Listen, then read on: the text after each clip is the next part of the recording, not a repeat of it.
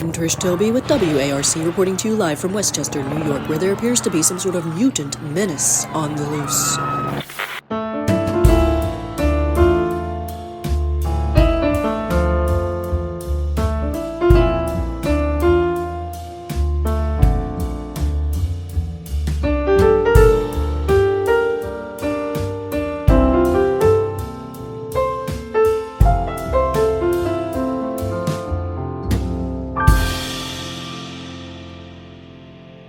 Hello, I'm Hey Pat everybody. Reber. Hey everybody. I'm Matt Allcamp. I interrupted you. I didn't know. I thought you were just doing like a kind of casual, like, hello. I was, but I figure we always, we don't have a consistent open yet, but usually we say our own or each other's names when we open here. So you were just kind of filibustering. You're like, if I, the longer I can say hello before I say my name, the longer it is until Matt gets to say anything. Yeah, the more screen time I get. Yeah. The old John Wayne trick. How are you doing this week, Patrick? I'm in pain. Let me ask you this, Matt. Did you do anything X-Men related this week? No, not even a little bit. Not at all. Oh, okay. I did sort of. Okay.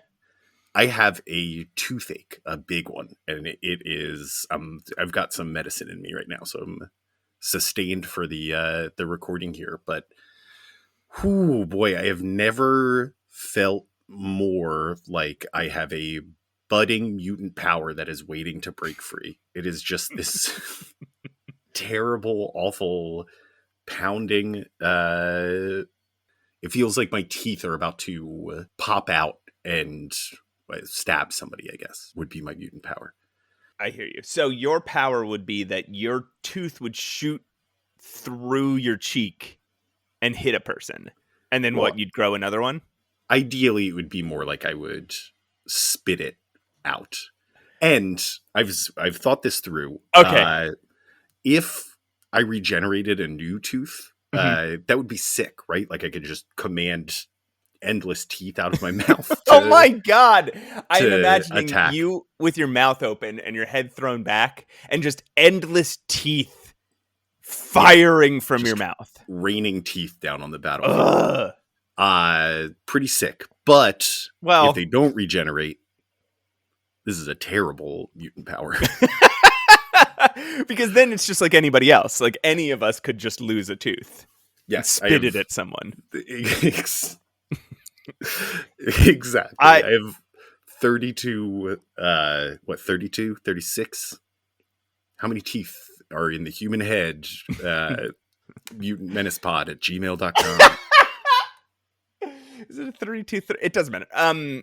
I had a sleep study this past week, which was very weird. And I had a bunch of wires hooked up to my brain so that they could monitor it while I was sleeping, monitor, the electricity that comes out of my brain and the movements. And I felt very much like FBI agent Fred Duncan strapping on his weird device, which at that period in Marvel history was the only way you could hear Professor Xavier's thoughts if you weren't a mutant. And they did away with that immediate, that same issue. Somebody else heard his thoughts without wearing a helmet. There's lots of brain gadgets, though. You did do something X-Men related this week. The other things going on in my life really overrode the X-Men related things in my life. But that's why. So you're on medicine, and I have a giant glass of wine, and both of us were going to get through this together. I'm on Oragel. I'm all hepped up on Oragel mouthwash. So, Pat. Yo. Do we want to give a brief recap of where the X-Men have been thus far? Yeah. If you recall, the X-Men just kept seeing false images of other X-Men. It's important to remember for the context of this issue, because I did not at first, that those false images, just some sort of light projection of the X-Men, play a strong role in this story. through that, they met a series of obscure villains. It was Count Nefaria that was spearheading the whole thing after taking over the old Magia crime syndicate. He hired the unicorn, the eel, the scarecrow, not the one you're thinking of, the porcupine, and Plant Man to dispatch of the X-Men, capture them alive so that he could offer them the opportunity to join his quest to unclear do something. Yes. So in issue 23, To Save a City, do we find out what that plot is? Sort of. Okay. So we open on the X-Men chained up in the evil Count Nefaria's classic supervillain dungeon, arguing with him about the last issue's plot. Nefaria wants the X-Men to join his criminal empire, and he also wants to steal Washington, D.C. That was it. That's his plan. He then creates a giant transparent dome over the city of Washington, D.C., and the 5 X-Men we see walk into the Capitol building demand $100 million, or the dome will suck the oxygen out of the city and then disappear. We find out that these were false images of the X-Men conjured by Count Nefaria, because he can do that, and the real X-Men are still locked up in the dungeon. Marvel Girl uses her telekinesis to lift Cyclops' visor so he can blast them all out of their chains. They escape only to get a telepathic message from the professor, who recently learned of the X-Men's predicament. He was too focused on his work, but now that he found them, he is directing them. The X-Men walk into Nefaria's control room, telling them they changed their minds and they do want to help him, only if he cuts them in on the deal. Meanwhile, our villains of yesteryear from last issue, Porcupine, Unicorn, the Eel, Scarecrow, and Plant Man, are planning to double-cross Nefaria just as he predicted and take the money themselves. Professor X arrives outside DC to coordinate with the military and begins psychically probing the situation, observing Nefaria at his big computer, while the X-Men arrive in DC in the back of a milk truck, nab the briefcase with $100 million in it, and flee, only to be attacked by a bunch of civilians who hate traitors just as much as they hate mutants. The dumb supervillain squad save them and escort them back out of the dome before attacking them and playing a game of superpowered hot potato with the briefcase, which the Eel wins before Unicorn turns on the entire group, takes the briefcase for himself. Meanwhile, Professor X checks into a hotel. very way. Exciting. Then, holy shit. And then a big fight ensues between the military, the Unicorn, the X-Men, and the remaining Dork Squad. The Unicorn flees with his mini rocket boots. The loser gang escapes on their own. Marvel Girl flees with the briefcase to return to Nefaria, and the X-Men stay behind to beat up a bunch of soldiers.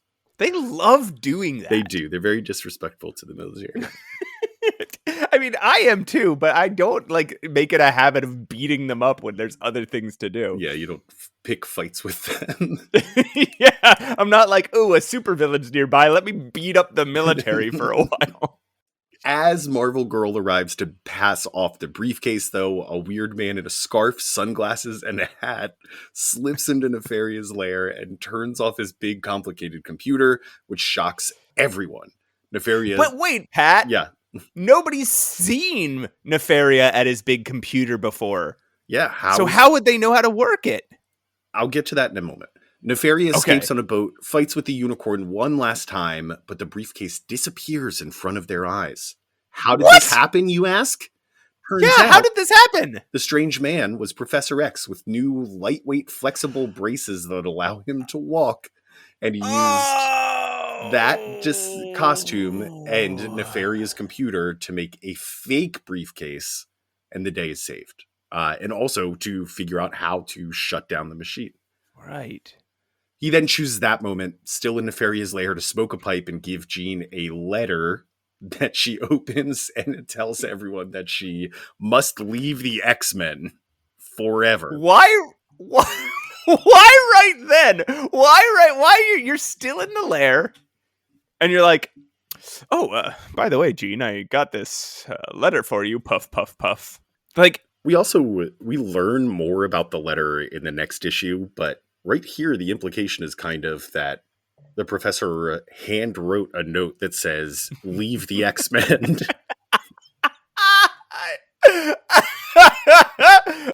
You know, Cyclops, I really hate Professor X's passive aggressive, the way that he communicates with us. Like, does he do that to you?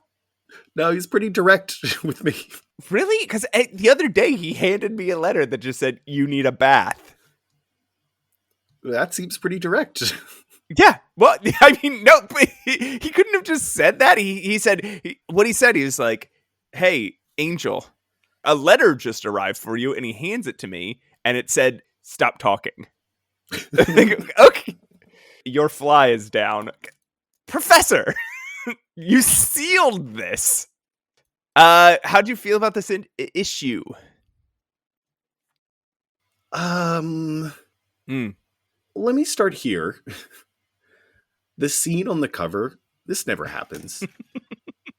The cover of the issue is all of the X-Men banded together, having this big showdown with all of the villains.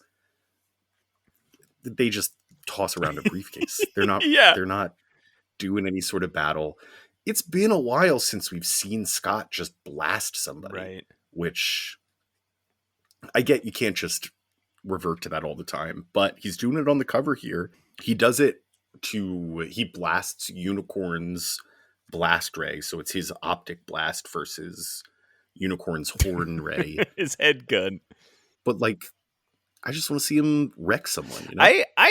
This like dork squad is so funny in this issue because like they're so ineffectual. They plan to turn on Nefaria, but Nefaria already knows, and they absolutely fail because like one of them just punks all the rest of them, grabs a briefcase and runs away. It's like, nah, I'm gonna be. And then the army tries to grab. Like, this is what I figured out are the ultimate, like the theme of the powers of this group, right? Is that they're all really hard to grab.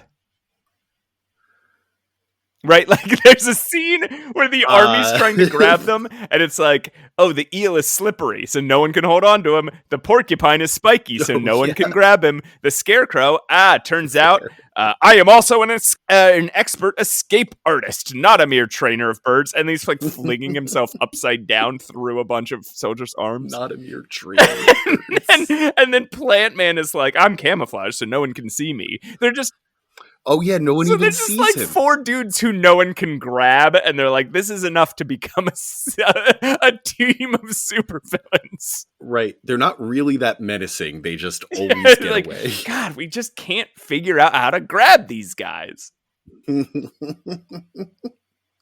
eel reminds me, so I don't know if you watched it was a few years ago at this point, but the HBO Watchmen series. There's a character that really never gets explained or doesn't get explained in the main canon. It gets explained in anyway, there's a character named Lube Man, and his approach to fighting crime is to cover himself in lube and slide into hard to reach places.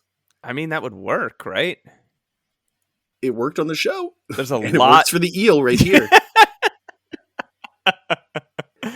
I think these guys are just kind of precious. Like I wasn't into them in the first issue, but in this issue, there's some things that make me love them. Like when there's a gang of people attacking the X-Men and they come to rescue the X-Men, and Scarecrow sends his crows after the mob.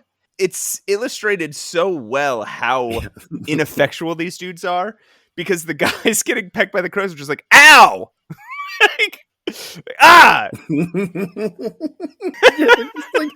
Come on, man. The porcupine is also using sleeping gas, right? His weapon belt. He's got a weapon. He's got what he calls a weapons belt.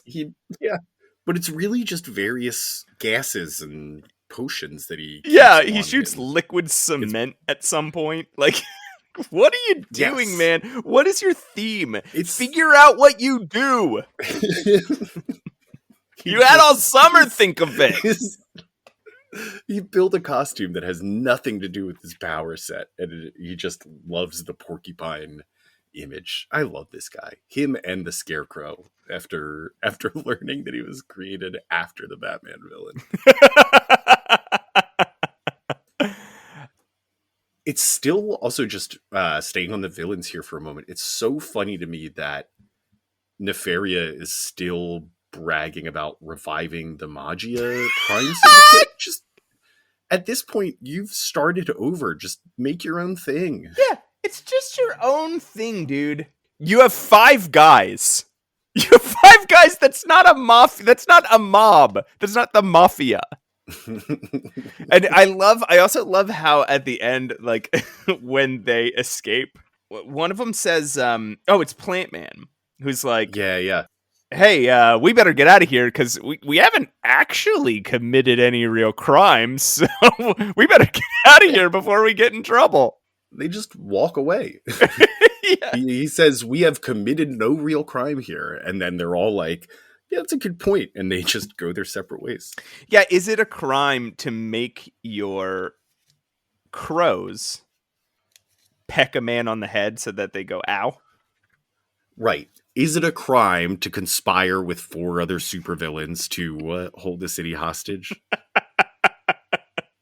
Also, okay, so unclear at the end of the last issue what Nefaria's actual plan was, but becomes very clear in the beginning of this issue. He places a dome over the entire city of some sort of crystalline power that he's created. Yeah. How's he expanding this? Like, where does he go from here? Yeah, what's the next step? I mean, he's... Okay, at some point, he definitely says that he's going to use the money just to commit more crimes. Like, that's his whole goal. It's like, I got a bunch of money. He says, $100 million, wealth beyond the imaginings of most mortals. But soon there will be more ingenious crimes. Like, that's what he wanted to do. He was like, wait till I get enough money to retire on. Then I can use it to commit more crimes. Guy just loves... How nefarious. Guy loves crimes. ACAB, right? We get another classic Bobbyism here. He calls the bad guys dog faces. That's one word. They are dog faces. And dog faces. They are having far too much fun for dudes who are against their will robbing the nation's capital of $100 million, right? Like, and fighting the military. Yeah, when they swoop in to take the money, Angel is making quips at the government guys. He's like, sorry I'm late. This job's a breeze. Like, what? Dude! You'd think he'd be saying, hey, I'm sorry. Somebody's making me do this. This sucks. I'm sorry. Take care. Please, don't chase me. I don't want you to get hurt. Like, he's just like... Instead, he's like, eat this, Dorcas. Exactly. When a cop who... This is so weird. The cop wasn't briefed about what was happening, so just starts shooting at Angel. That's like the explanation. Guess that guy wasn't briefed on what was happening. Like, when you have everybody else standing by and a government official handing a man with wings money, your first instinct is, everybody must not notice this. I'll start shooting. I'm the one who can stop him. But anyway, as he's doing that, Bobby freezes his hand and he's like, you're lucky I'm not the Human Torch. Like, true. But you guys are being supervillains against your will. This shouldn't be fun. You shouldn't be mocking the people that are your victims. They're teenagers. Yeah, you're right.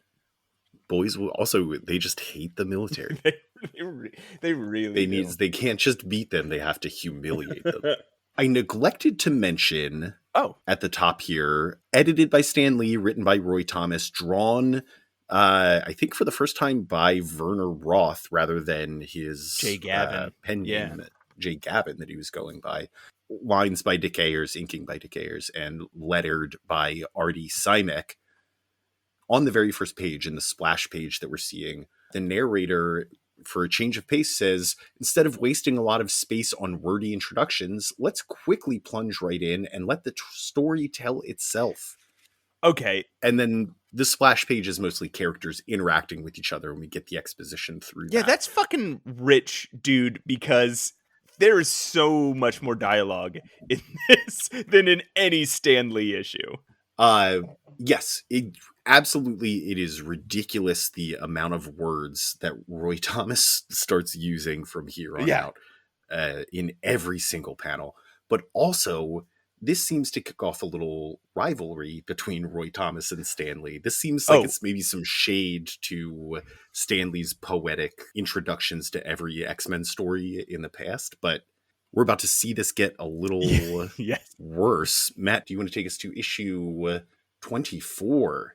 Yes, The Plague of the Locust.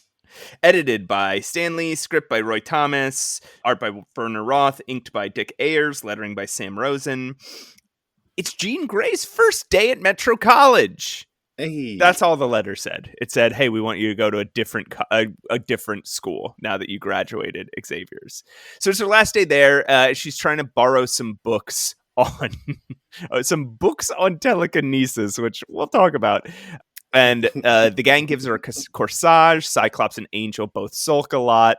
But they still all join together to drop her off at school, where she immediately meets some like little son of a fucking bitch named Ted Roberts. Oh, I hate this guy so I hate him. The moment I saw him, I hate him. He grabs her arm and asks her to have a big orange drink with him. What? Meanwhile, a strange man in a bug costume is watching locusts eat wheat so loud that they wake up the farmer. When he comes out, he finds that the locusts are the size of like a bunch of small cars or big men, and that his wheat field is decimated.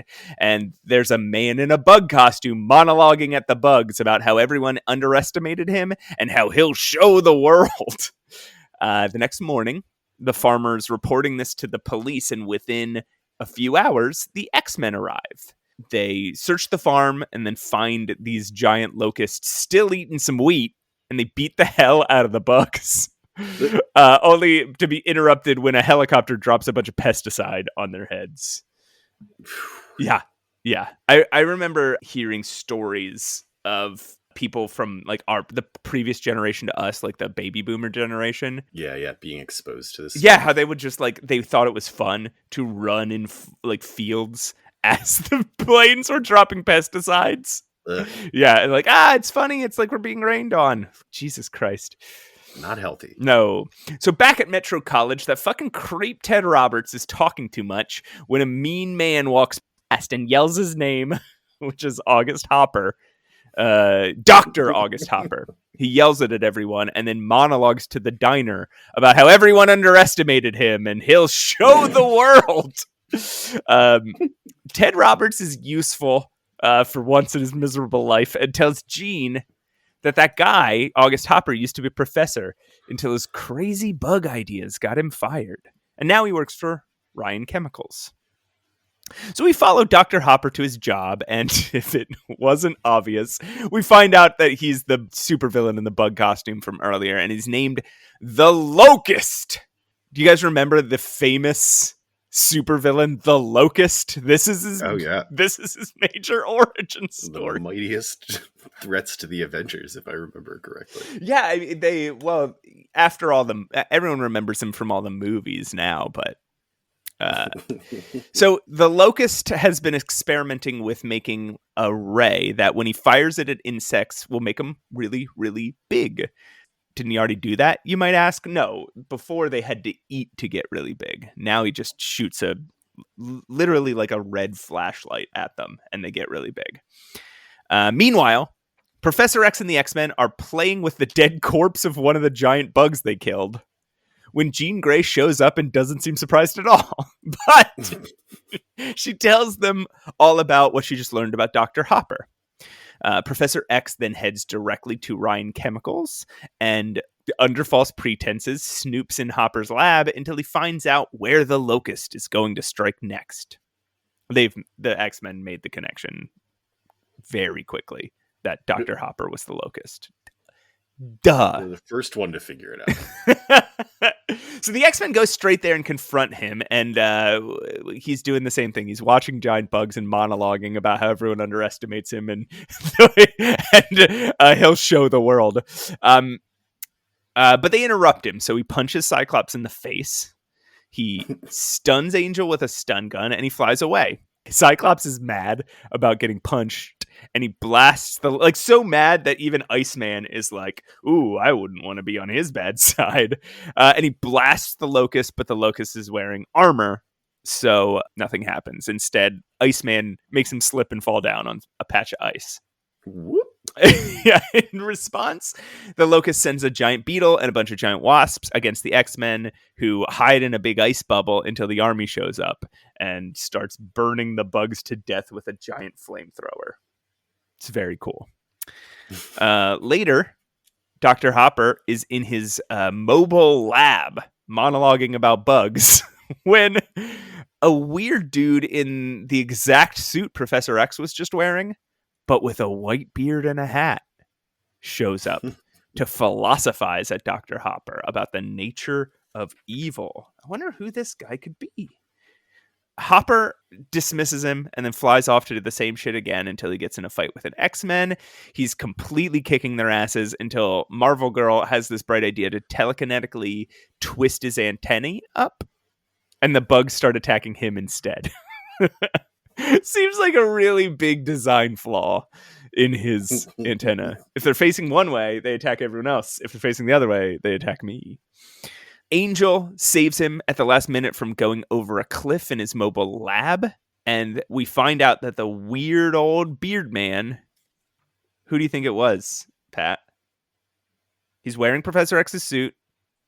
Johnny Storm, the Human Torch. Oh, that's such a good guess, but it's Professor X. And and he lectures the Locust a little bit again. And the Locust says that he must admit that he's been ill and he's going to give up science and turn himself in and go to jail. The end. I want to talk for a second about these telekinesis books. I know you have plenty to say. I do. I know you have so much to say.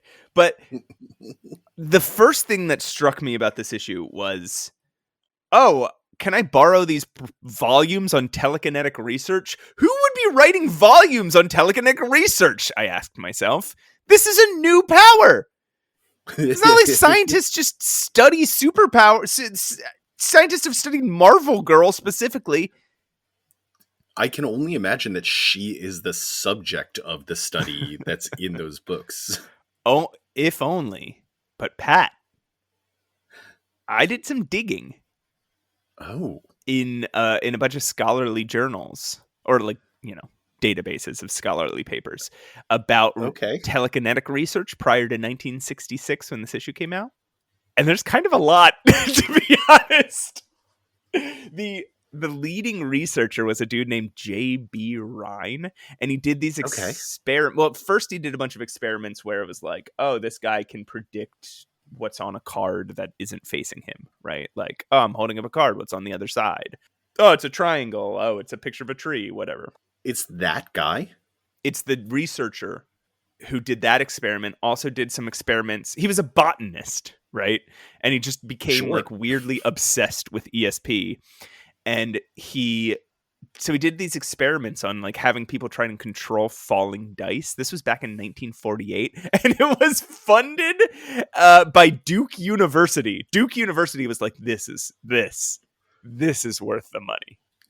The Blue Devils.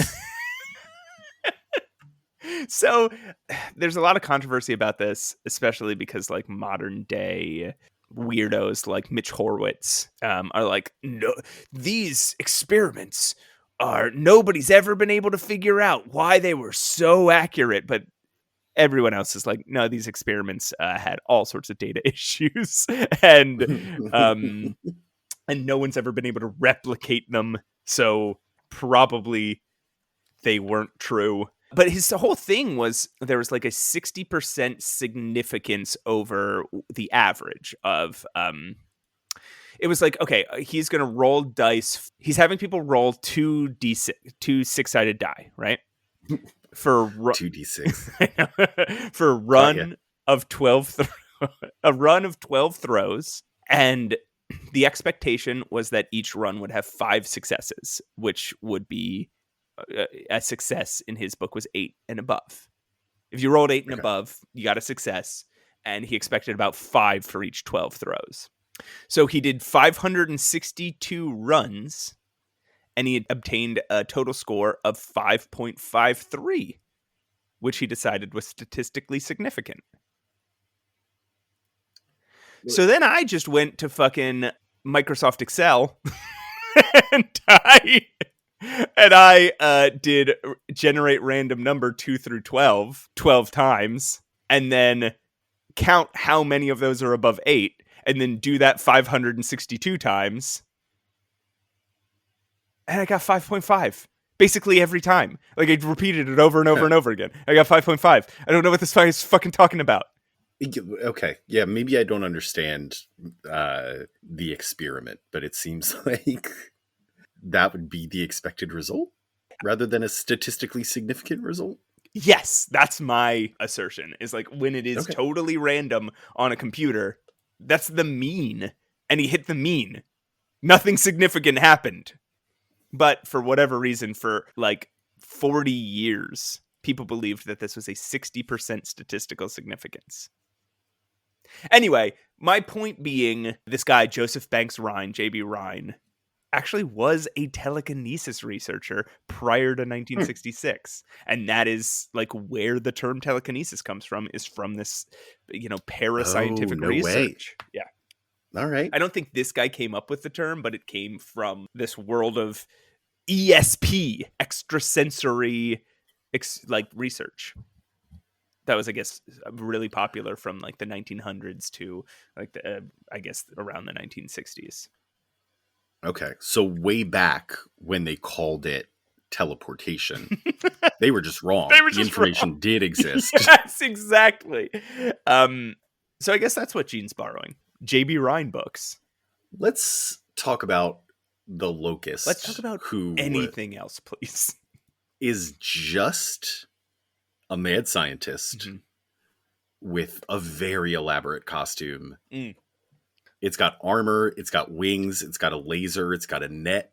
I guess it looks like a locust. It's a little thin for like, they're a bit chunkier usually, but yeah, all of his locusts kind of just look like crickets. Yeah. And some of them I think are just crickets. It's unclear until he releases the bees. What a terrifying world to live in, where bugs are just that big, where somebody can just stick giant bugs on but could also end world hunger, right? If this guy's able to just make bugs that big, and people all right, there he goes, including myself, there he goes, George Soros, the liberal conspiracy trying to make us all eat bugs. I see where I see where we're headed, Joe Biden. But instead of solving world hunger, his plan, and this is okay. This is an okay plan. His plan is to create these giant bugs, and then because he's already a pesticide genius, that's the secret work that he was doing that the chemical company took credit for. Yeah. He would unveil his special pesticide that eliminates these bugs, becoming the savior of the nation. You know what it reminds me of? It reminds me of that meme panel that goes around. It was written by Elliot Kalin of The Daily Show when he did a run on Spider-Man and the X-Men. It is a panel of Spider-Man saying to Sauron, "Oh yeah, you can rewrite DNA on the fly, and you're using it to turn people into dinosaurs. With tech like that, you could cure cancer." And Sauron says, "But I don't want to cure cancer. I want to turn people into dinosaurs." Like, that is exactly what August Hopper is doing. I don't want to cure world hunger. I want to make big bugs to eat all your crops away. I'll be honest, I think this is a Roy Thomas swing and a miss. He's trying to come up with a new villain. This is not it. But yeah, Stan Lee is being especially cruel about it. He is being his editors so saucy in these notes, right? I think it's the first page, or the very first appearance of the LOCUST. Stan Lee comes in with an editor's note and says, "Stay tuned. We're still figuring this guy out. I promise, even though he's kind of fucked up." We're still trying. We don't. Hey, yeah. And he takes up like a third of a page with some of these editors' notes. Yeah. Or a third of a panel, not a third of a page. There's a point. Yeah, because there's a point where fucking Werner Roth clearly, to set the stage for Jean Grey being in Metro College, he draws Johnny Storm and Wyatt Wingfoot walking past, and Stan but does a little text box, and he's like, "No, this isn't Johnny Storm and Wyatt Wingfoot. They're in the Himalayas." Like, Wyatt Wingfoot being Johnny Storm's college roommate, who occasionally joins the Fantastic Four, and he's just like a jock kid, right? Adventures. He is based on Jim Thorpe, who is like a Pennsylvania guy, right? Peak human. He was kind of all over the place. There's a town in Pennsylvania named Jim Thorpe that worships him, right. But I don't think he was actually from there. I think they were just huge fans. Why did they do that then? But he was an Olympic gold medalist in several sports. He famously had his shoes stolen from him at the Olympics because of racism, so he ended up racing in borrowed, mismatched shoes that were too small for him. Still won the gold medal. He is a Native American legend in sports, and Wyatt Wingfoot is loosely based on him as being just a peak athlete and an incredible fighter and marksman. Interesting. He does help the Fantastic Four, or he's there when they meet the Black Panther. Editor's note, but this podcast isn't about the Fantastic Four. This is about the X-Men, so don't worry, folks. He'll shut up in a second. Smiling Stan.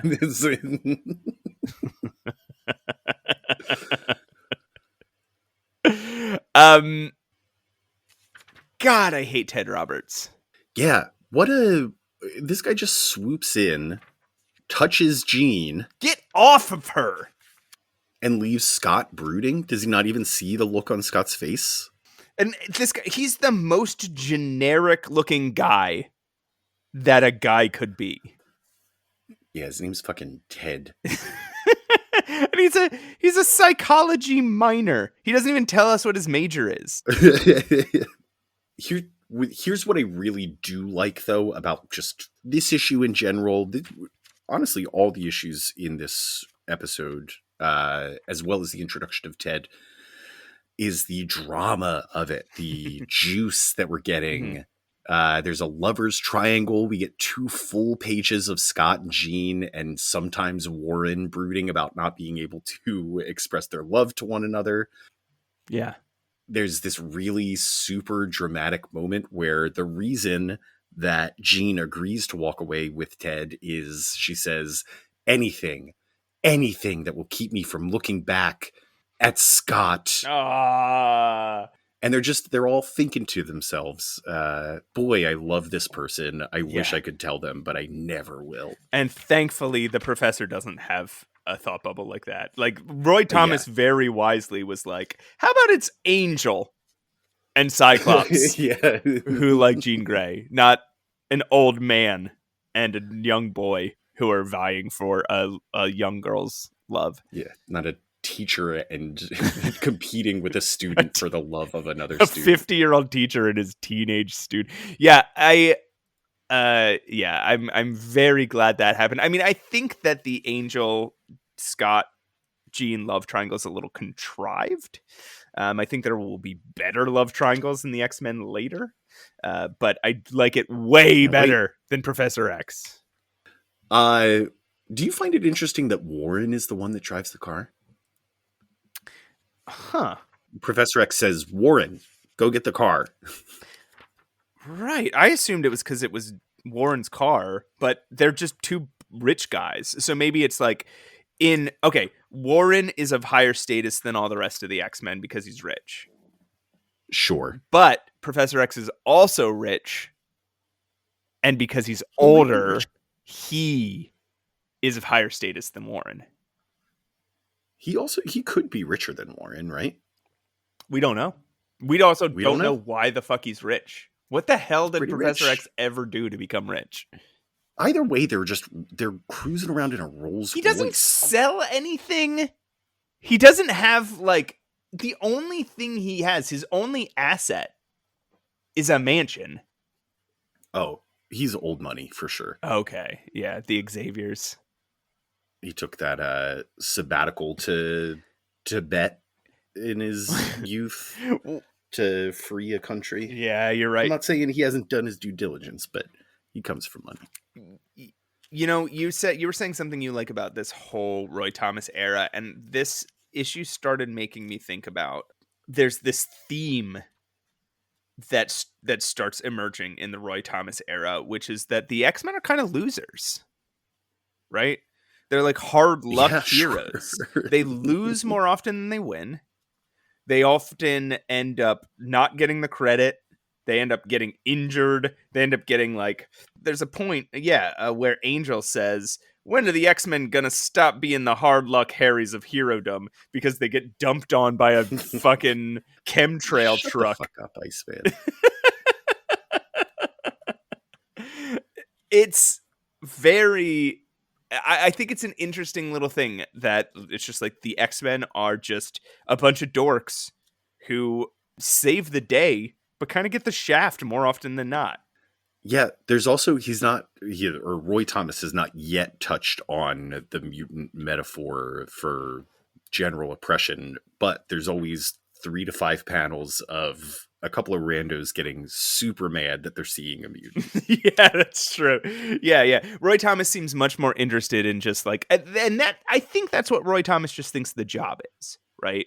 Is you come in, you make up a bad guy, you come up with a reason why the hero's got to fight the bad guy, and then you make the heroes win. And then you write your next issue. Like, I think that's just Roy Thomas's, like, MO. Like, he thinks that's what he's here for. It's also Roy Thomas is taking a bit of a beating here, but that's sort of Spider-Man's thing. Like, the Parker Luck thing is him just finding a way to succeed, always blaming it on bad luck when it's ironically actually very good luck that he came out of the situation in at all. Right. Like, oh man, I landed in the trash can, but it's like, but you didn't die. Yeah, he didn't land on the concrete. Yeah. I want to keep adding to the Roy Thomas bashathon because I think we forgot to mention last episode, unless I'm not remembering, that he calls Bobby Drake Bobby Blake twice. In issues last episode, not in this episode. He's back to Bobby Drake, but for like 4 issues, he thought the guy's name was Bobby Blake. Okay. So, Pat, one more Iceman thing. Yeah. I think we got to start keeping track of how often, this is number 2, how often the writers make the Iceman cometh joke about Iceman. This is number 2. So that's the count. Iceman cometh count 2. This time he says it, and then he says, as Jeannie O'Neill used to say. Which does not make him sound straight. I want to hear from Pat Reber about issue 25, The Power and the Pendant. Yeah, absolutely. Okay, issue 25, The Power and the Pendant, edited by Stan Lee, scripted by Roy Thomas, illustrated by Werner Roth, inked by Dick Ayers, lettered by Sam Rosen, imitated by Brand Eck. A little shot at DC at the end here. Stan is just off the fucking rails recently. Yeah, he's really, they gave him the editor-in-chief position, and he really went wild. He just started making notes on every comic he used to write. Somebody should say something to him. You get the feeling you're going to get a note eventually, like, I thought this panel sucked. Stan. The X-Men are driving Marvel Girl back to Metro College when they stumble upon an orphanage that's burning down. The gang hops into action to save the children inside, each with their own unique powers, proving how capable they would be as a fire department. Marvel Girl wonders what the kids will do without an orphanage, but Professor X knows that a new orphanage is being built, and so everything's cool. Oh, great. They drop Jean off at Metro College, where she's met by the bastard Ted Roberts, and everyone is upset about it. Meanwhile, including me and Pat. In the nation of San Rico, after years of patience and toil, some gem hunters named El Ramon, Talak, and El Tigre have found the hidden pyramid of the Mayan god. I'm going to try it. Yep. Kukulkan. Kukulkan. I say Kukulkan. Kukulkan. This guy has a name too, isn't it? Juan Broderick or Juan something? El Tigre. He's kind of a dick. Really? El Tigre has a name? Yeah, I'm pretty sure. I'm going to look for it while you Juan continue. Something. Juan Moros. Juan Moros. There we go. He's kind of a dick, and his buddies absolutely hate him, but they dig up some kind of cache full of golden treasure, some tomb they were looking for, which either Tolak or Ramon thinks is cursed. It's not clear which one of his henchmen is which. I could never figure it out the entire issue. El Tigre doesn't give a shit, though. He gets really excited about a boring hunk of stone he finds that he can feel some sort of innate power from. That night, while he's sleeping, Ramon and Tolak sneak up on him to try and kill him, but instead, you find suddenly he has magic powers. He can sense their presence, and then he wishes they were tied up in rope, and all of a sudden they're just tied up in rope. He also finds that he can read Mayan inscriptions and reads the story of a sacred pendant of Kukulkan. He learns that the hunk of stone he has is one half of the pendant, and finding the other will give him power without limit. Back at the mansion, the X-Men are studying when Cerebro starts going crazy and shows them something weird that may or may not be a mutant, so the professor sends them to Manhattan to check it out.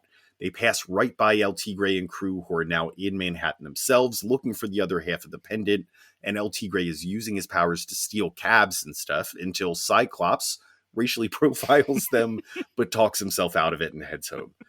There's a weird incident where Cyclops' glasses fall off and a mob yells at him. Cool. Then, back in their own hotel room, the X-Boys see a news report about a huge bar fight and see El Tigre and crew sitting and smiling menacingly in the middle of it as the only patrons of the bar that didn't get involved in the fight. Oh, yeah. Professor X chimes into their brains and says this is the dangerous person they're looking for. He'd been spying on El Tigre for some hours, mentally following him to a museum until he was discovered.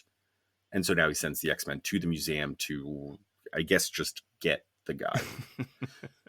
When they get to the museum, the artifacts start attacking them with the help of Ramon and Tolak, or Tolak and Ramon, unclear, and everyone but Cyclops gets knocked out. Just as Cyclops finds and closes in on El Tigre, he gets caught by a museum guard who El Tigre immediately dominates with his psychic powers, and Cyclops stands helpless at gunpoint as El Tigre smashes a display, reunites the two halves of the amulet, and magically transforms into a human reincarnation of Kukulkan. To be continued. Whoa. That's just a straight up adventure story, right? Yeah. This was fun. It is like a Strange Tales story that the X-Men got inserted into. Like, there's some weird shit in it, obviously. Like, why the orphanage thing? Why the scene where Cyclops lost his glasses and a bunch of people got mad at him and he had to run away? Like, there's some weird stuff. Slice of life. Yeah, I guess. Yeah, you like that stuff, right? I do. I think it's funny that the slice of life thing he put in here was an orphanage on fire. I don't know if that's slice of life. I was referring... I thought you were referring to Cyclops' glasses falling off. But yeah, the orphanage on fire was just a bizarre little... And he wraps it up so neatly, too. Marvel Girl's don't like... worry, I happen to know there's another orphanage being built right down the street. It looks exactly the same. I got a letter from one of my government friends the other day saying that everyone hated that orphanage, and they were about to knock it down anyway. There's not supposed to be any orphanages in this area. So I think we should just real quick describe who Kukulkan Khan is. He's a Mayan god from the Yucatan Peninsula. Oh yeah. He was worshipped by the Itza people. He's a feathered serpent. We don't know a lot about him because, Columbus and Spanish colonization destroying much of Mayan culture. But some of the Itza who survived sort of merged with the Aztecs, and Kukulkan was so similar to Quetzalcoatl. You guys have all heard of Quetzalcoatl, I'm sure. That the two mythologies kind of merged, and so you can think of Kukulkan and Quetzalcoatl as, at least the way we look back on it in modern times, as a the sort of a shared history. Yes, exactly. Yeah. As a joined mythology. It is another temple diver. It's the same way we got Juggernaut, which was also like a Strange Tales story. Yeah. I like that they're going back to this once in a while and then just inserting themselves. These could easily be these new characters fighting the police that are coming after them as they rob a museum. But instead, it's the X-Men. Yeah. I want to address the daydreaming situation that causes and strictly before we get into the main story, that causes the X-Men to almost die more than once. First of all, they arrive at a burning orphanage. Okay. Everyone springs into action except for Jean, who is fretting about her love life with Scott, to the point where someone has to turn around and say, "Stop daydreaming, Jean. We have an orphanage full of children to save." They save the orphanage. They get back on the road. Scott is thinking about how much he loves Jean. Jean is thinking about how much she loves Scott. Warren is driving and also thinking about how much he loves Scott, or how much he loves Jean. That would be would be a twist. I would like that. That would be neat. But he's thinking about how much he loves Jean, to the point where the professor has to say, "Warren, please keep your eyes on the road. You're driving all of us." They're all just so in love, they can't even think of anything. There's the sounds of children screaming as the walls and floor around them heat up with flame. And Jean is grasping onto Cyclops' shoulder going, "Isn't it so romantic, Scott?" That doesn't happen, but it might as well have. They also, just speaking of the hard luck X-Men era, they beat themselves here. Beast gets caught with Ebola, which is very fun. I love that they introduce the Brazilian Bola, but which is the string with balls attached to it. You've seen Catwoman use it probably. Yeah. I remember I had a long shot. I've never seen Longshot use it in the comic books, but I remember having a Longshot action figure that came with Ebola, and that's where I learned the word. Not Ebola, a Bola. Bola. It's like when the Ninja Turtles came with those spikes, just like fist spikes. Yeah, they kind of looked like slices of pizza, but they held them in their hands, and those are, I guess, slit throats with them. Yeah, are those even real weapons? Presumably. Probably. Dude, look it up. How? Anyway, where do I take those spikes that you found in Ninja Turtles? Ninja Turtle toys in the early 90s. So yeah, they're their own worst enemies here. Yeah, Beast gets caught with Ebola, but he's like, "Whatever, dude. I can just use my hands to do all the same things my feet do." Ebola, not Ebola. Just so you guys don't write us emails. He didn't get Ebola. But in doing that, in swinging away, he actually swings the ball part of the Bola up into his own head, knocks himself unconscious. That really happens in the comic. Sound effect is kabop. Iceman ice slides into a wall and knocks himself unconscious. Warren confuses his assailant with a wax figure at the museum they're fighting in and gets a poison dart to the neck while he's doing that. And then Cyclops just gets scared by the security guard, gets startled, and that gives El Tigre enough time to take control of that security guard. Yeah, I do think it's kind of cool to have a superhero team that's just not very good at it.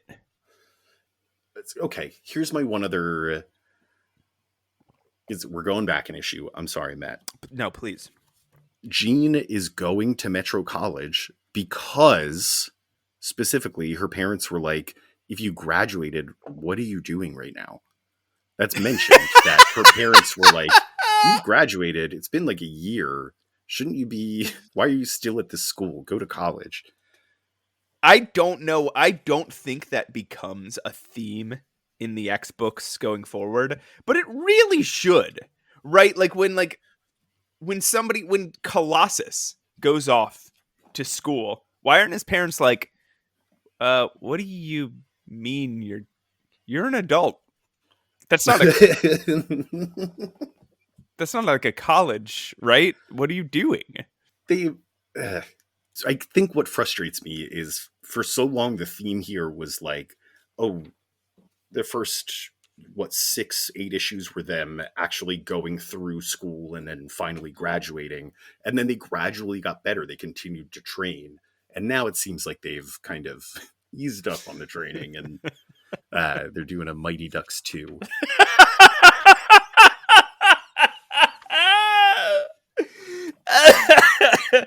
Yeah.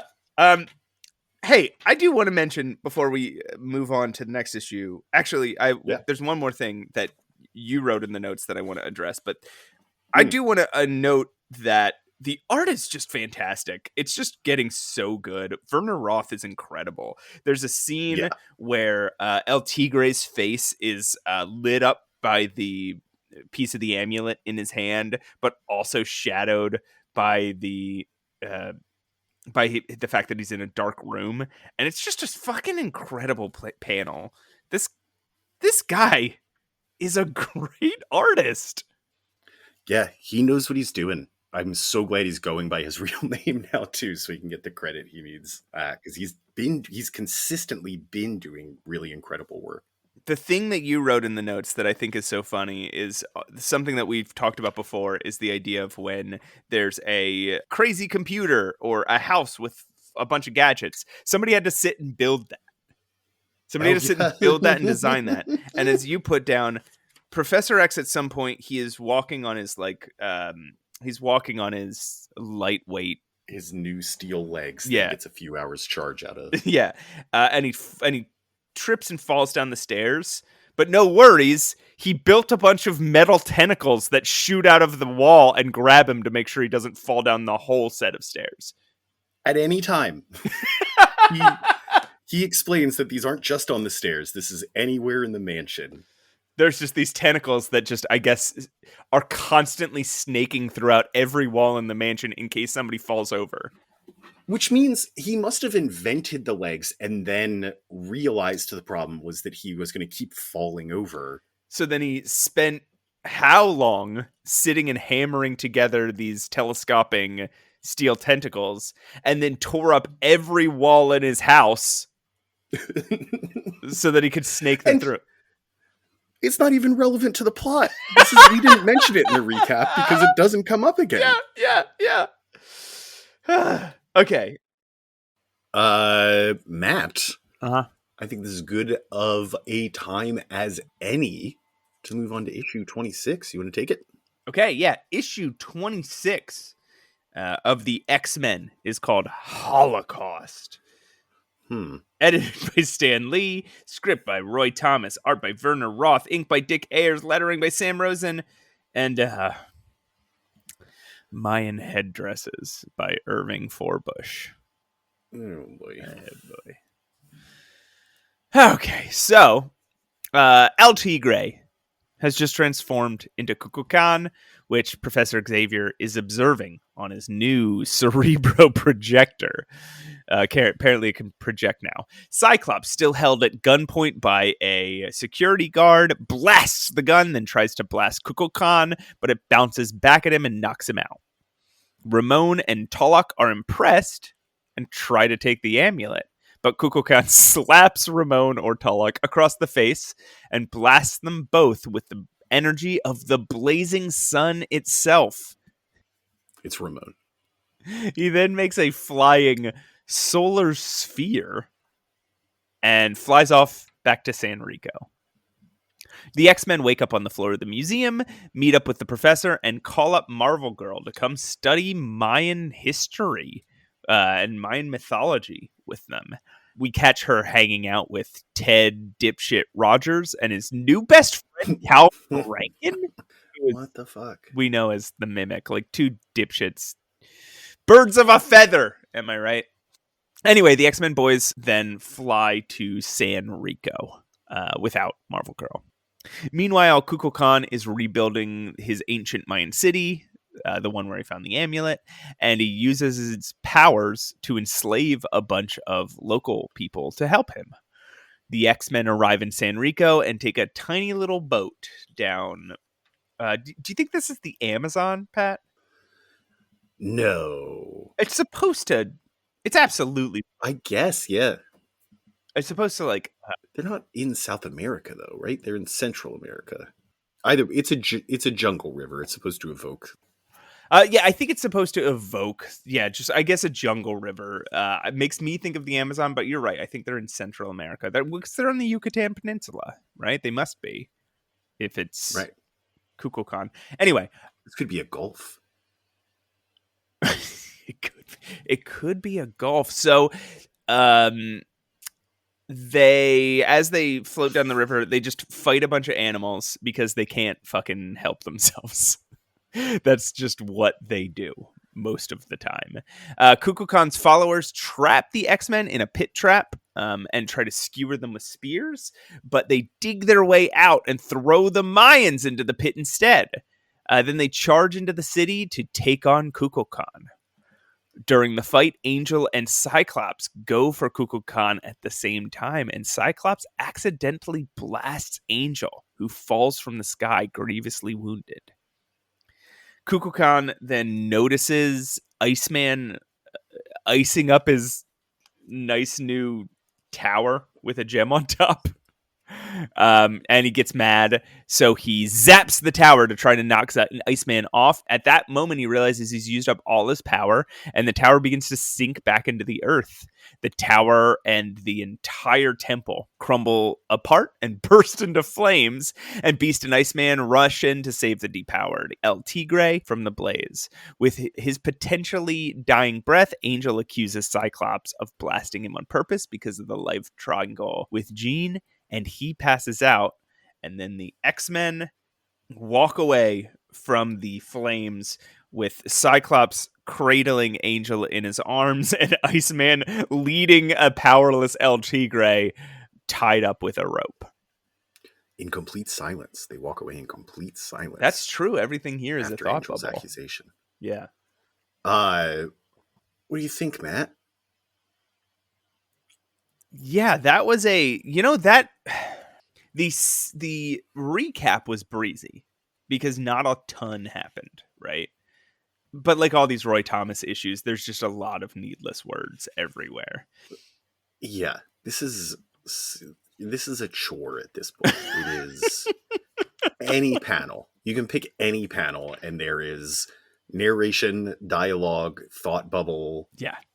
It's taking up the page. There's a few more cheap shots from Stan at the very beginning. Roy Thomas concisely recaps what happened in the last issue, this being part 2 of 2. Yeah. And Stan adds a note that says, "This gets our special no prize nominee for most stupefying synopsis of the month." He's literally saying, hey, reader, you all got stupider for reading what my friend Roy Thomas just wrote. The no prize, if you don't know, is a 60s and 70s Marvel joke where they would award a prize that didn't exist. The no prize for like finding a canon inconsistency or writing. It was a way. It was sort of a way to poke fun at continuity nerds. Yeah. Right. Yeah. Like it was this way of being like, oh, we get so many letters of people being like, well, in issue 2, you said this, but in issue, and then basically that's what we're doing on this podcast. And they were, so Stan was like, hey, congratulations. You figured out something that we didn't notice. Here's your no prize. And I think eventually, didn't they make no prize certificates? Probably. I'm sure they were cashing in on it at some point. Yeah, yeah. Uh, Very rare for a writer to get a no prize, though. Roy Thomas awarded one. There's also, so El Tigre, as the avatar of Kukulkan, creates a sun sphere, a solar sphere that allows him to quickly transport himself to San Rico. Stanley comes in. This is the note that takes up a third of a panel, obscuring the art around it.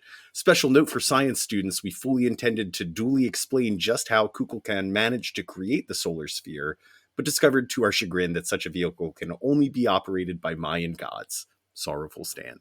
So this is Stan. I don't think this needs explanation. This is a god that has sun powers, and he's using those to transport himself. This is pretty standard fare for the X-Men. I will also say, though, that's followed up by another beautiful Werner Roth panel where the solar sphere streaks through the sky, the night sky, and surprises a couple of fishermen nearby who are, I guess, night fishing. And they think it's a flying saucer. So it's Werner Roth's explanation as to why the UFO phenomenon exists. Sure. Don't worry. It's actually ancient gods who've possessed modern men and are just flying to, the Yucatan Peninsula to rebuild the Mayan Empire. It's fucking normal. Here's the other thing that I think Werner Roth does really well, and also Roy Thomas does really well here, is kind of setting the scale of this thing. This is a god that has risen and is rebuilding the city of his glory. Yeah. And it's describing like trees are just being uprooted as he raises this temple from the ground. Right. The combination of the drawing and the explanation here really just nail it. Make it feel huge. Make it feel like really magic and intimidating and godlike. It's really well done. I think one thing that this issue has that's interesting is a lot of X-Men so far has taken place on like a 6-panel grid. Mm-hmm. But Werner Roth opts for a bunch of 2-panel spreads or 4-panel spreads in this issue. It's clear that even though this doesn't narratively come off as all that epic, I think Werner Roth thought of this as like an epic story, right? When Werner Roth was drawing this, he was like, this is huge. Yes, he understood the assignment. Yeah. Hey, there's another Dig Dug panel in this issue. Yes. Which I love. I told you it works. We haven't seen since the Juggernaut issue. But yeah, Cyclops digs his way out of that pit trap with a cross section of the dirt and them just like digging their way out. He's just blasting his way through. There's also a really good moment just before that where Angel somehow hurls a leopard like 50 yards. They're fighting these animals on the river. They love to. Which they make a point to clarify are not being controlled by Kukulkan. This is just animals attacking them. And Angel solves the problem by picking the leopard up and hurling it 50 yards off the bank of the river. By its tail, grabbing it by its tail, swinging it around, and hurling it, and then he gets done in by a net, and then again 2 issues in a row. Beast jumps on a bunch of alligator heads or crocodile heads, scares a bunch of birds, and then slides down the body of a boa constrictor. Like these, he's a city guy. These guys, okay. 2 things the X-Men have zero respect for. Number 1, the army. Number 2, any animal. Yeah, nature. Yeah, nature. A couple of things that had me questioning. They had you going like, what? Yeah, these were the. Do you guys at Marvel know what's going on around here? Do you guys are you paying attention to this at all? First of all, you just named the issue Holocaust, which can have a much broader meaning. Yeah, evokes a certain idea at this point. I guess technically, at the end of the issue, the entire Mayan city bursting into flames is a if you remove all cultural references from it, connotations, yeah, cultural connotations, and just go by definition, that is a Holocaust. Yeah, no, they're not wrong. It's just I wouldn't say that's what the issue is about. I'd say it's a bit jarring when you see that at the top. Also related, they paint a picture of how the Mayan society disappeared, which is one of the great mysteries of the world if you don't think about colonialism and the fact that they were just absolutely wiped out by Columbus and the Spanish that followed him. The theory they present here is that a big volcano rained lava down upon all of Mayan society, which isn't documented in the history of that time. Yeah. I mean, it's genocide. This is a Holocaust. Yeah, I mean, there's so many reasons why the Mayan civilization died out, and and it's not just one explanation. Okay, I am unaware of it, but if there was a volcano, fine. But there was also colonization, right? There were also rival tribes. There's also, as we know, because of Kukulkan merging with Quetzalcoatl, surviving Mayans who merged with the Aztec civilizations and other civilizations around them. Like, wild thing to posit. And Matt, you're giving him far too much benefit here because there wasn't a volcano at that time. I'm just like, oh, I don't know of one. Maybe he knows of something I don't. One other interesting fact before we move on. Scott does mention, after trying to shoot something and getting his beams bounced back at him, that he actually possesses a certain degree of immunity to his own optic blasts. He says that? Yeah.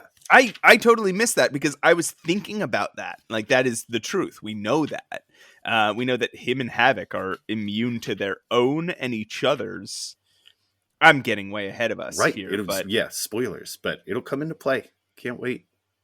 Hey, I have to tell you, there's this one time I was working at a bookstore when I was in my late teens, and I was having this conversation with one of my fellow employees about how Cyclops and Havoc can create this infinite loop where they power each other up rather than take damage from each other's powers. And there was a customer who checked out in the middle of it and seemed a little weird, and we didn't think much of it again. It was the only conversation me and this guy had that entire day. And then the next day, or the next time we're both working, we get called into our manager's office, and she's like, hey, a customer called and complained about you guys talking about some sexual stuff at the register. What? And we're like, what? And again, it was the only conversation me and him had during this shift, right? Definitely we didn't. I don't know what you're talking about. And then as we were talking it through, we were thinking she must have thought or caught a small enough snippet of what we were talking about to think we were speaking in metaphors about one guy blasting another guy and the other guy blasting his brother and it powering them up. I do. Okay, two things I wholeheartedly believe about this story. Yeah. Number one, you said blast. It must have been blast, yeah. Number two, the only conversation you had with your coworker all day long was about the X-Men. I doubt there was even much context leading up to, did you know that Cyclops and Havoc? I will have you know, he brought it up. But that's very much me. I remember this guy also used to talk about how Apocalypse was clearly the worst villain of all time because Apocalypse had lived for we'll get to it in a couple years, but Apocalypse has lived for all time since ancient Egypt, and his only goal is to conquer the world, and he's still never done it. Okay, all right. Any other notes about this issue before you Mm, tell me about issue 27? No, Matt. I want to talk about issue 27. Talk to me about issue Re-enter. 27. I'm Okay, I'm trying. Issue 27. Re-enter the Mimic. We open mid-battle. The X-Men are facing off against the Mimic. The narrator even assures us we haven't missed anything. We are just starting in the middle of the action. We're reminded that Warren is out of commission. They keep calling him an invalid. And the X-Men are in all new costumes. Mimic takes out each of the X-Men one by one in an exciting battle that takes about 4 pages. And then we return to the past, showing the X-Men returning home from their battle with Kukulkan. It's the last time I have to say it. Warren is still injured, they remind us. Xavier examines Warren's injuries and says that he needs a full rest to recover, or he may never fly again. Whoa.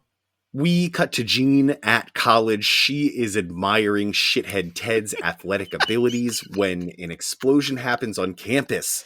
Out stumbles Cal Rankin, once known as the Mimic, who we've established is friends with Ted.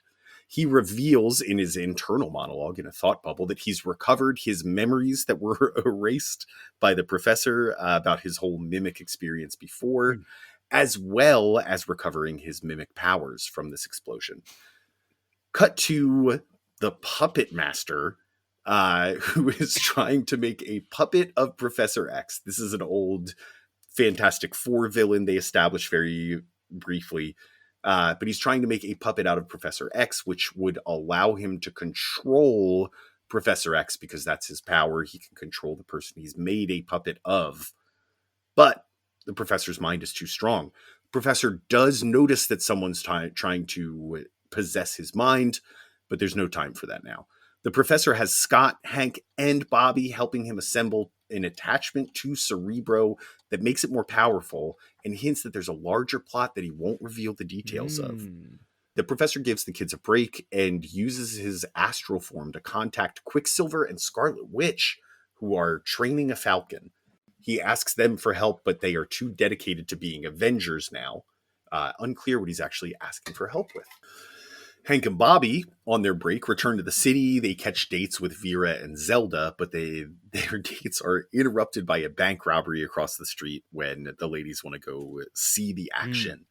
Hank and Bobby shuffle off and get into costume, only to discover that Spider-Man, the friendly neighborhood Spider-Man, has already caught the robbers.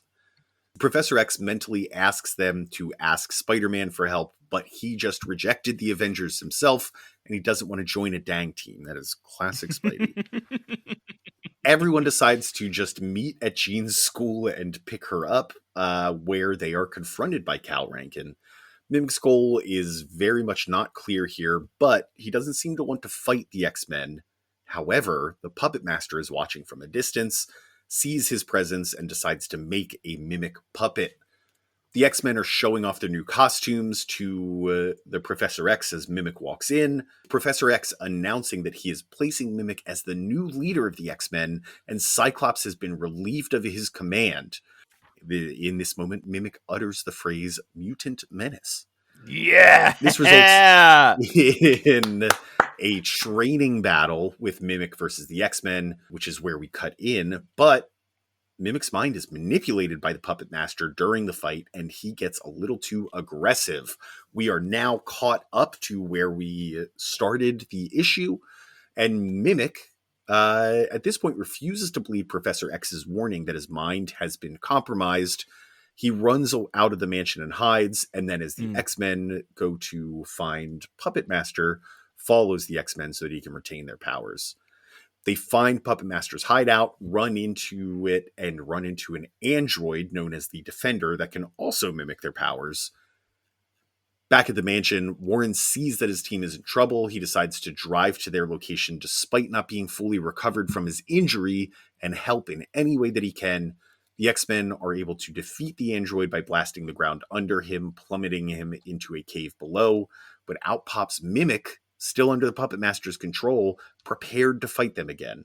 All of a sudden, Warren shows up. He's unable to fly, but he is still able to steal the Mimic puppet from the Puppet Master's hands and shatter it. Mimic has a crisis of identity and and just wanders off.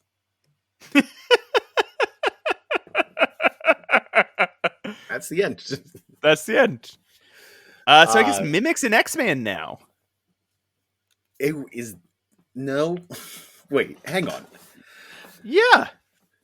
No. Yeah. This was very difficult to follow, and maybe it's because I'm stupid. I don't think you're stupid. I think you're very smart. No, I'm stupid. I'm saying it's possible that that's the cause of me misunderstanding this or having such a hard time understanding it. But what I'm finding here is Professor X realizes his mind was compromised. He also realizes when Mimic's mind is starting to be compromised. So he says, okay, what we need to do, and he explains this at some point, what we need to do is get the puppet master's eyes off of us. We need to let him think that the Mimic has fully embedded himself in our team and that we trust him entirely and that he's fully capable of beating us so that he'll stop paying such close attention. And that plan works to a T. Interesting. So I think you might be right. That might have been the intention of this issue, but I can tell you unequivocally that Mimic is now a member of the X-Men. Damn. Weird. Mimic has now joined the X-Men. We'll open the next issue with Mimic as a member of the X-Men. Oh man. That's so... Is he the leader of the X-Men? Did Scott still have to... That I can't tell you. That I can't remember. That I can't remember. I can absolutely tell you that Mimic is part of the X-Men. I mean, who knows? Maybe the next issue is something like... has some sort of crisis where he's like, am I an X-Man or am I not an X-Man? But he is a main character of the book now. So weird. Such a weird story choice. He has all of their powers. Yes, you'd think like the entire future of the X-Men, you have an infinite number of powers to choose from, right? You have people, you don't have to come up with an origin. You don't have to think of some theme. All you have to do is say, I thought of a cool superpower. This guy has that superpower. Yeah. He's a mutant. He was born with it. And instead of doing that, they just have a guy who's all of them. It is I think there's a reason the Mimic hasn't hung on as a mainstay in X-Men lore, and it's because that's boring. Yeah, there's nothing new about him. His whole thing is that he's unoriginal. He's yeah. Speaking of unoriginal, Calvin Rankin gets caught in a second lab explosion? Right. He was up to something. I'm telling you. They don't want to tell us about it. He was up to something in there. How many lab explosions have you been caught in your life? None. Me neither! Listeners, write in Mutant Menace Pod at gmail.com. If you've been caught in a lab explosion, we will... what do we do? Let's offer them some sort of... We will eat a bug. For every person who can prove they were involved in a lab explosion, me and Pat will each eat a bug. Well, we will. I don't know if we're doing that, but we'll talk about it. I do have a bug guy. I know where to get bugs if I need to. I just haven't. I actually do too. Weirdly, I haven't either. Why do we both know a bug guy? Is it the same bug guy? Let's talk about this off air. They get new costumes. I feel like if no one in the issue had said we have new outfits, you would never have noticed. No.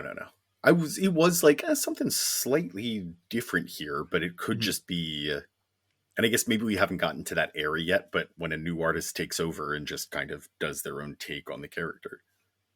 I love Iceman's new outfit. He's so mad that they can't even notice his new outfit because he's just ice and booties. What did you think of this issue just like overall? I'll say it is the culmination of all of my complaints about Roy Thomas up to this point. It is the wordiest issue we've gotten. It is the hardest to follow. It is like the least consistent idea. We're dealing with the puppet master. This is worse than dealing with the porcupine. Yeah, this is the worst issue we've read so far. Would you agree with that? Like, there's not been a worse issue than this of X-Men in general. Of X-Men, yeah, you might be right. I'm trying to think. Like, there's issues that we didn't enjoy, like the issues, like the Lucifer issues, for example, weren't very good.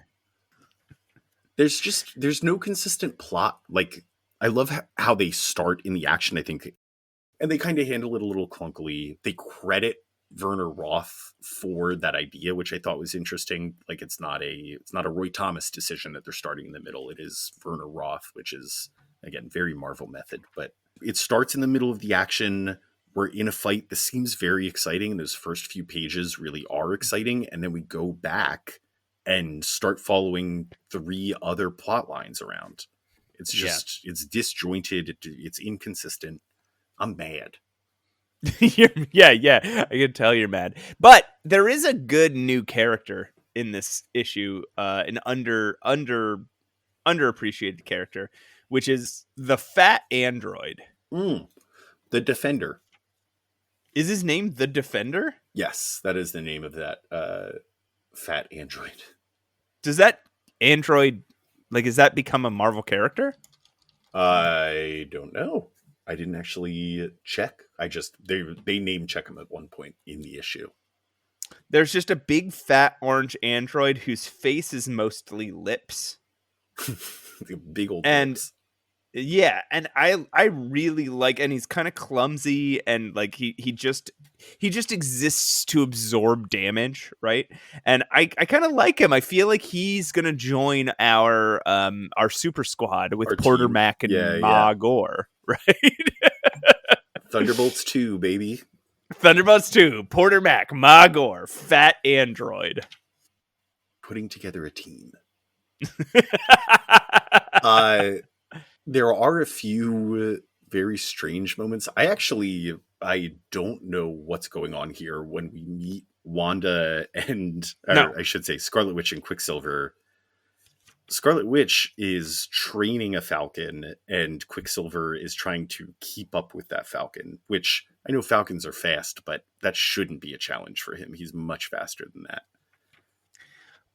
Yeah, I have no idea what they're doing. I wonder if we were reading Avengers at the time, if it would make sense.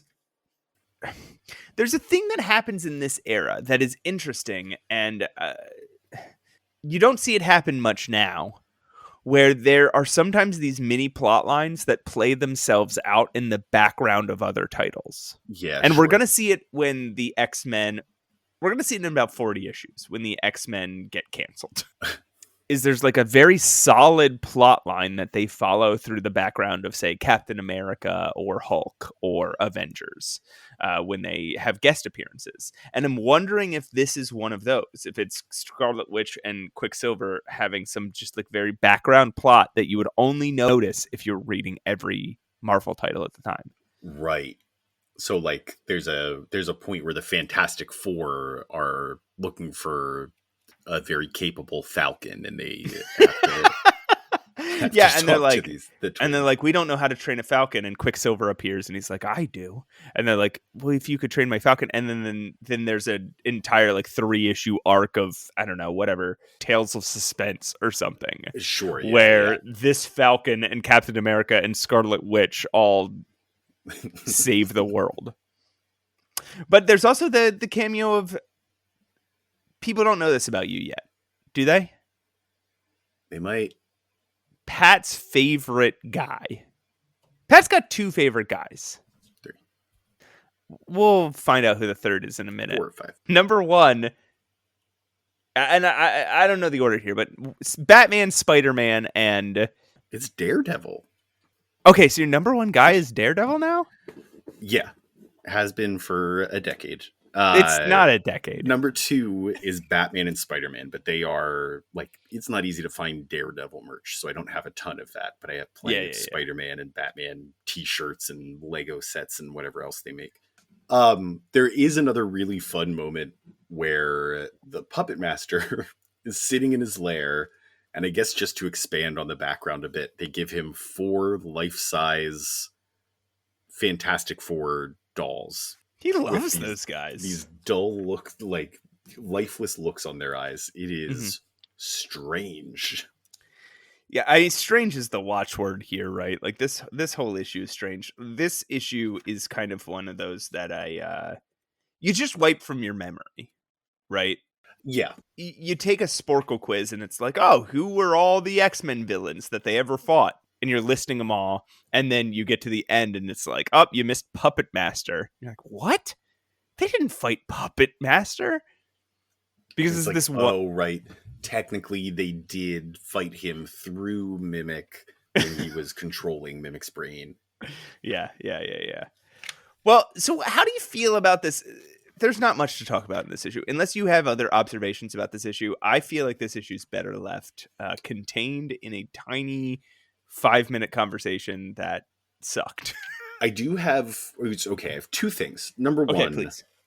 Warren coming back is brave, right? Everybody, nobody's doubting that. Hey, good for you, man. You're injured. You might lose the ability to fly, but you want to get in the fight and help your friends.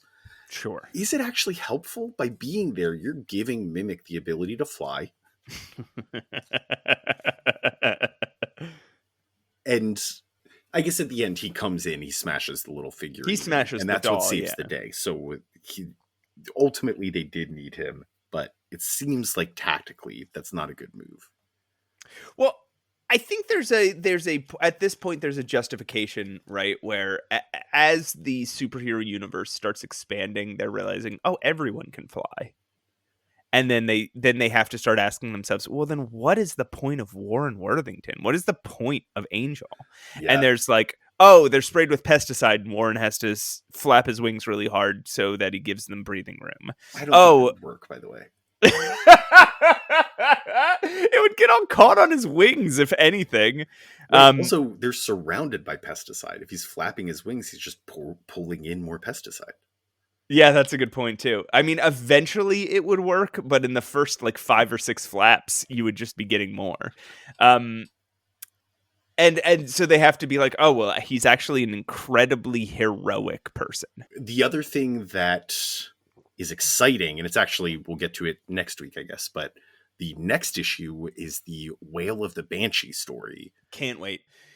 Yeah, I mean, I think our next couple issues are going to get pretty interesting. There's going to be the same sort of Roy Thomas-y stuff to them, but I'm excited about the continuity effects that our next batch of issues has. Hey, Pat, how do you feel about this whole series of issues overall? This 5-issue arc. I think I like that this one wraps up cleanly. Yeah. They realized that we are doing 5 issues at a time, and we're like, all right, let's put a nice cap on this for them. Very fucking wordy. I said it before, but pick any panel out of these 5 issues, and it's got too many words in it. It is just constant barrage of narration, of overly poetic dialogue, long, complicated inner monologues. We have some really absurd villains and absurd adventures. I hesitate to use that word with comic books, but just straight up absurd. The LOCUST, the idea of them coming up against an ancient Mayan god. Yeah. That's so strange. I like that they're taking chances, but yeesh. Yeah, but obviously these guys don't stick around. They don't have any. There's Jay and Miles Explain the X-Men is another X-Men podcast, so they're our enemy. But they talk about this idea in I think one of their early episodes. Is like, why did some of these villains not stick around? And it's because these villains that stick around have something to do with mutants. They have something to do with the X-Men family. They have something to do with the overall lore of the series, like that, because what people come to the X-Men for, I think, is the soap opera aspect of it. Like you're saying, Pat, every episode you like the relationship drama and you Yeah. like finding out about Professor X's weird past, right? You like that stuff more than you like them just fighting a villain. So the villains that are tied to that soap opera are the ones that last, and just a weird dude who dresses like a bug is not gonna do it, nor is an ancient Mayan god. You're not even mutants.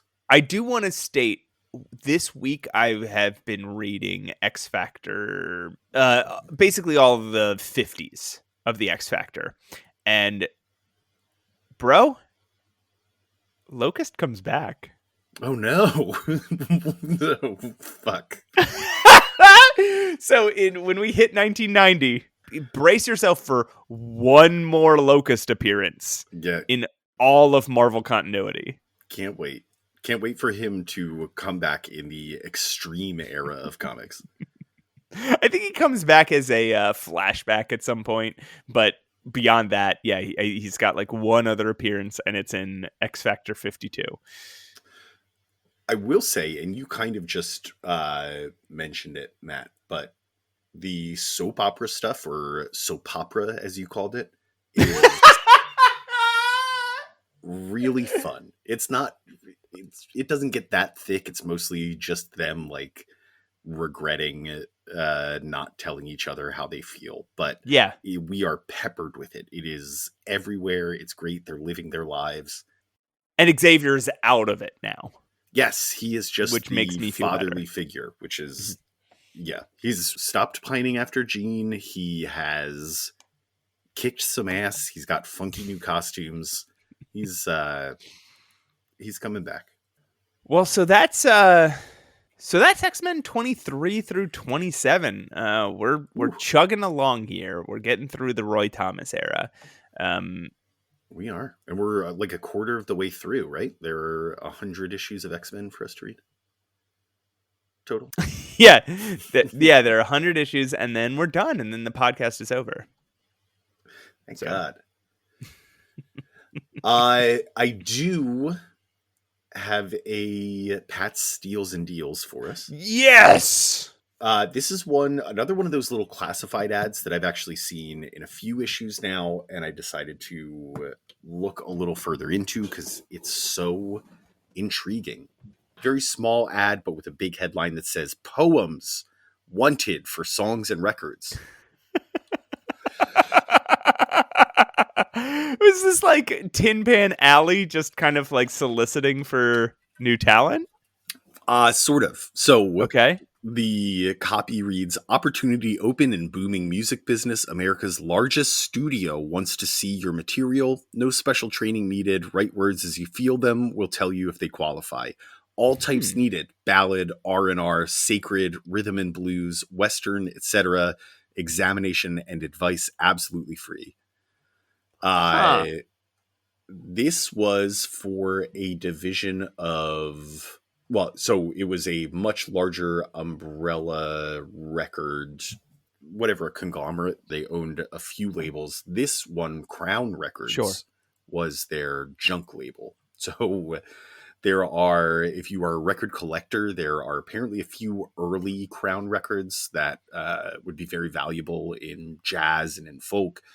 But at this time in the 60s, they are known as the king of the junk labels. They were buying the rights to very old songs and reissuing them on fresh records.